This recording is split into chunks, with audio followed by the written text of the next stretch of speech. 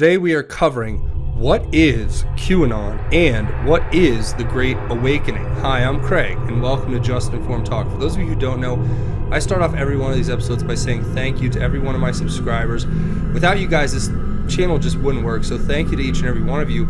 If you have not hit that subscribe button already, please come here to this landing page, click the big red subscribe button, make sure you hit the bell for notifications. That way, as soon as these videos get published, you'll be notified, because as soon as the information is made available to me, I make it available to you. Now, hi, and welcome back to some of you who have already seen this episode. It may seem very familiar, but I'm having to remake it now because censorship lives. My video was taken down and blocked worldwide by YouTube after its first run at publishing earlier today. And the best reason I can give you for that is because I played without the sound a clip from a Comedy Central show called this right here. I'm not even going to say its name, but I played this video apparently, and I hope that that little blip in the preview wasn't too much, that I'm not going to get this one blocked worldwide as well. But apparently by playing this in the background while I was speaking, I somehow violated Viacom's monopoly on information that they hold, and they completely control fair use. So we don't have fair use in this country, and there's no laws that protect people. When YouTube can allow other companies or parties to just arbitrarily announce that your video should be blocked worldwide because it contains a clip of a show that you're doing a social commentary on as a political commentary, as this is exactly what this show is about. No, the censorship's real. What can I say? All I can say is, thank you to everybody who supports the channel, because it just means that much more work for me, but I don't mind doing it because I'm a patriot, I love my country, and I love bringing you guys the information, which is the truth. And today we're going to talk about a very important topic, which is what is QAnon and the Great Awakening. These are very interesting questions. Now I'm going to treat this like somebody who's coming into this new. I want this video to be able to be shared to people who aren't even aware of what QAnon is, or just this is their first day walking into it, because I want this video to explain some really important things about Q. And I hope that they don't find another way to block this video, because I think it's going to be an important tool to everyone, even those who are very aware of Q and have been following this for a while. I think you're going to be able to pick up some tidbits that you guys have really been asking for a lot in the comments, and I've been waiting to kind of get to a point where I can put all of it together and present it to you in the form of a video that makes sense, so you guys get an understanding of who, what, how QAnon works, what QAnon is, that kind of thing. So first, what is QAnon? Q clearance is the first reference here. Q is the reference to a clearance. It's a security clearance in the government, and it's one of the highest ones. It's usually granted to people at the Department of Energy, and as you can see, it's even above top secret. And if you think about it, that's what we're being suggested is the source of the information that we're being given here on 8chan. I'm going to get into what 8chan is in a little bit too, but I want to start here with Q. So Q is Q clearance. So it's obviously not...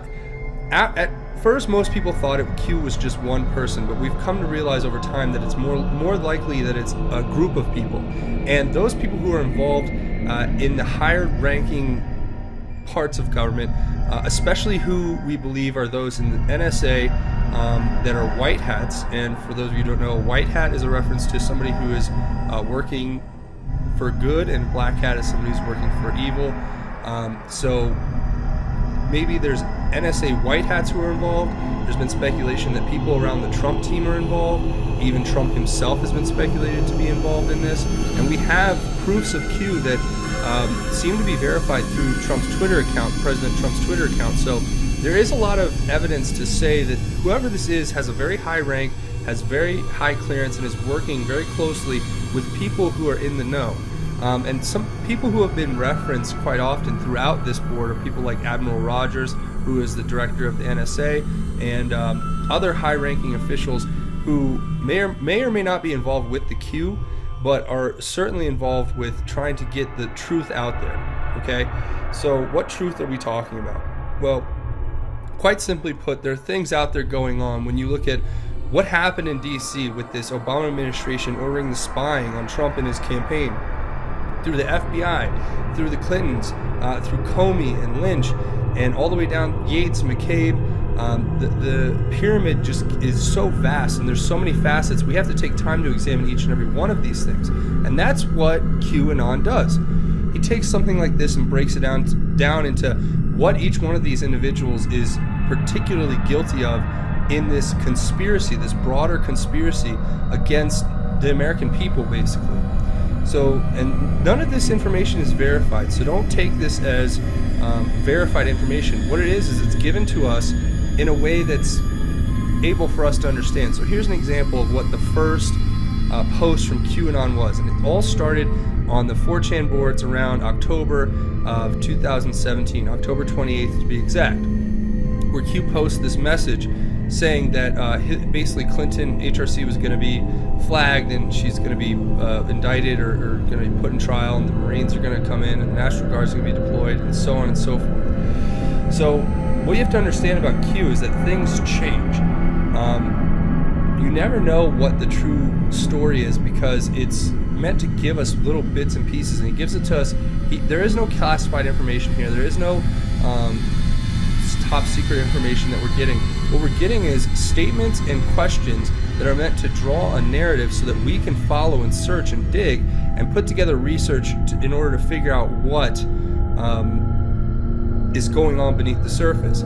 So whether it's this with the Obama administration, or you want to go and talk about the connection between Huma Abedin and Hillary Clinton and the Muslim Brotherhood and their plot to infiltrate the U.S. government, or you want to talk about Maxine Waters and what kind of stuff that she may be involved in over there in Southern California, where we know there's a lot of really bad stuff going on, or the connections between the Clintons and people like George Soros and others like Eric Schmidt from Google, the CEOs of Facebook and Twitter and Google and other companies and other millionaires who are involved in some of the most